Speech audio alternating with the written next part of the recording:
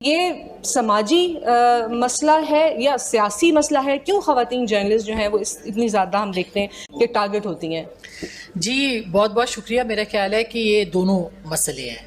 एक तो हम जिस माशरे में हैं अनफॉर्चुनेटली वहाँ पे ओपिनियनेटेड औरत जो है उसको डिस्करेज किया जाता है, यानी औरत अपनी राय ना रखे, उसको जो राय दी जाए वो उसको इख्तियार कर ले और वो एक महकूम की तरह जो उसको कहा जाए वो उसको सुन ले।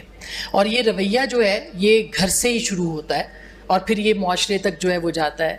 आप घर में अगर अपनी राय इख्तियार करने की कोशिश करते हैं तो आपको वहाँ पे भी चैलेंजेस का सामना करना पड़ता है। बहुत पढ़े लिखे लोग जो है वो भी हमने देखा है कि उनके अंदर ख़वातीन को बर्दाश्त करने का हौसला और जिनकी राय है, जिनकी सोच है, जिनका शऊर है, जो अपनी बात कहना जानती हैं, जो स्टैंड लेना जानती हैं, उनको पहले मरहले पे ही बहुत बड़े दिल के लोग जो होते हैं घरों में, भाई या बाप या चचा या ताया या जो भी आपके कज़न्स या फैमिली, वो आपको ज़रूर रोकने की कोशिश करती है। तो पहला तो ये एक समाजी मसला है।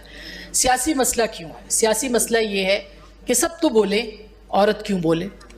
क्योंकि औरत जो है वो अगर अपनी बात कहती है और पॉलिटिकल, तो वो कहते हैं जी इजारादारी तो मर्द की है।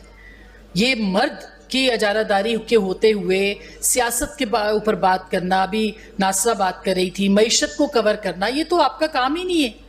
आपका काम है आप फनफेयर कवर करें, आपका काम है आप फैशन शो कवर करें, आपका काम है आप मीना बाज़ार को कवर करें, आपका काम है कि कोई ख़वातीन के अगर कोई मसला है तो उसको कवर करें।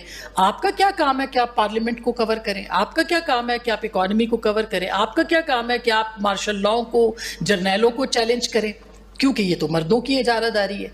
तो यहाँ जो हमसे पहले बैठे थे और जो उनसे भी पहले बैठे थे, हमने उनको सुना कि किस तरह से वो स्ट्रगल करके आगे निकले। लेकिन उनके लिए मैं एक बात ज़रूर कहना चाहूँगी कि उनके दौर में पढ़ी लिखी औरतों की कदर थी, लेकिन उनके बाद के अदवार में माजरत के साथ अपनी सोच रखने वाली औरतों की कदर नहीं थी और नहीं है। हमें क्योंकि जो स्पेस हमें मिली, और मैं ये ज़रूर कहूँगी कि हमने वो कवर किया दौर जिसमें हम टेलीफोन पे और पेजर पे हम स्टोरी लेते थे, या उसके बाद फिर हम मोबाइल पे आए। तो हमारी जो जनरेशन है उसने, जैसे अंबर भी कह रही थी, हम वो जनरेशन है जिन्होंने ये सारे अदवार देखते हुए अब यहाँ AI के ऊपर हम खड़े हैं और यहाँ पे हम वो कवर कर रहे हैं। तो हमें ये चैलेंजेस का भी बिल्कुल नए तरीके से सामना करना पड़ रहा है। हमें जनरल मुशर्रफ ने अगर पाबंदी लगाई और हम पे लगी तो वो भी हमने बर्दाश्त की। अगर मोटरसाइकिल के पीछे हमें घर तक छोड़ने के लिए आए तो वो भी बर्दाश्त किया। अगर जर्नैलों के फ़ोन आते थे तो वो भी बर्दाश्त किया। साथ साथ जो मजहबी फनेटिक्स हैं हमने उनको भी बर्दाश्त किया, हमने तालिबान को भी बर्दाश्त किया, हमने जो लैंड माफियाज हैं उनको भी बर्दाश्त किया।